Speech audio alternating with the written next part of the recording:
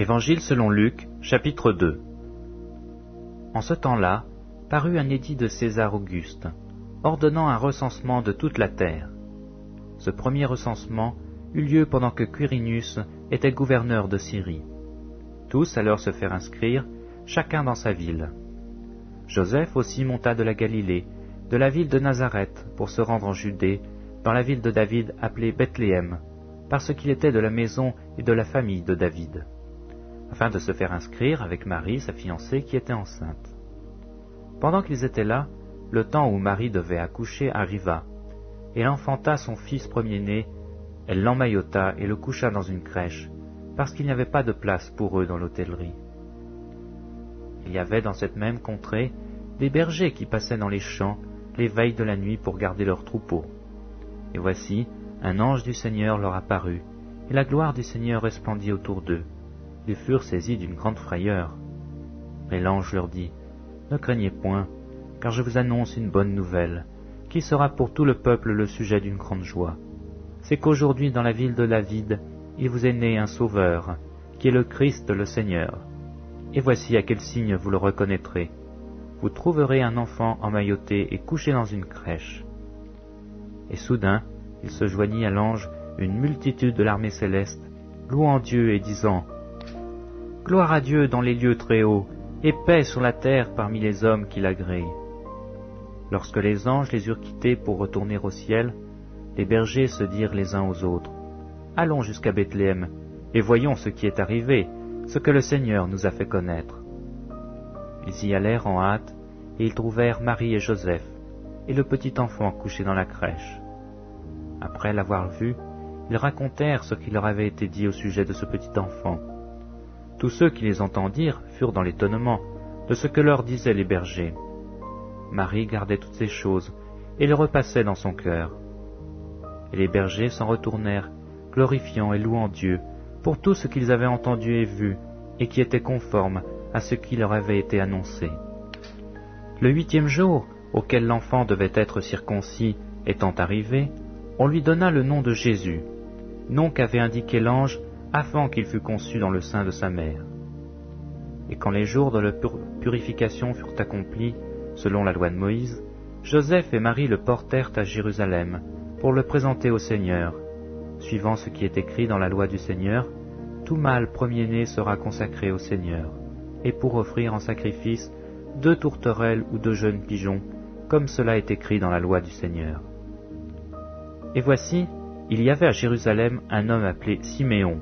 Cet homme était juste et pieux, il attendait la consolation d'Israël, et l'Esprit Saint était sur lui. Il avait été divinement averti par le Saint-Esprit qu'il ne mourrait point avant d'avoir vu le Christ du Seigneur.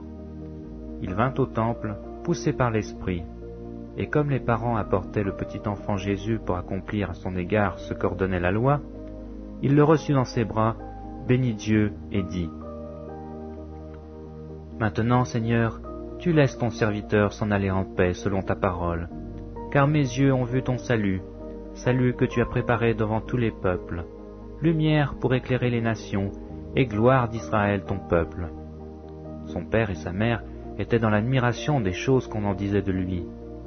Siméon les bénit et dit à Marie sa mère, « Voici, cet enfant est destiné à mener la chute et le relèvement de plusieurs en Israël, et à devenir un signe qui provoquera la contradiction. Et à toi-même, une épée te transpercera l'âme, afin que les pensées de beaucoup de cœurs soient dévoilées. » Il y avait aussi une prophétesse, Anne, fille de Phanuel, de la tribu d'Aser. Elle était fort avancée en âge, et elle avait vécu 7 ans avec son mari depuis sa virginité. Restée veuve et âgée de 84 ans, elle ne quittait pas le temple, et elle servait Dieu nuit et jour dans le jeûne et dans la prière. Étant survenue elle aussi à cette même heure, elle louait Dieu, et elle parlait de Jésus à tous ceux qui attendaient la délivrance de Jérusalem. Lorsqu'ils eurent accompli tout ce qu'ordonnait la loi du Seigneur, Joseph et Marie retournèrent en Galilée, à Nazareth leur ville. Or l'enfant croissait et se fortifiait. Il était rempli de sagesse et la grâce de Dieu était sur lui. Les parents de Jésus allaient chaque année à Jérusalem à la fête de la Pâque. Lorsqu'il fut âgé de 12 ans, ils y montèrent selon la coutume de la fête. Puis quand les jours furent écoulés, et qu'ils s'en retournèrent, l'enfant Jésus resta à Jérusalem. Son père et sa mère ne s'en aperçurent pas.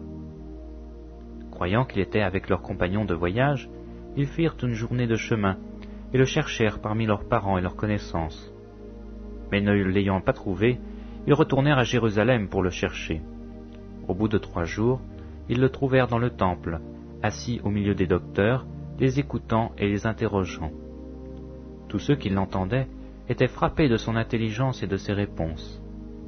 Quand ses parents le virent, ils furent saisis d'étonnement, et sa mère lui dit, « Mon enfant, pourquoi as-tu agi de la sorte avec nous? Voici, ton père et moi, nous te cherchions avec angoisse. » Il leur dit, « Pourquoi me cherchiez-vous?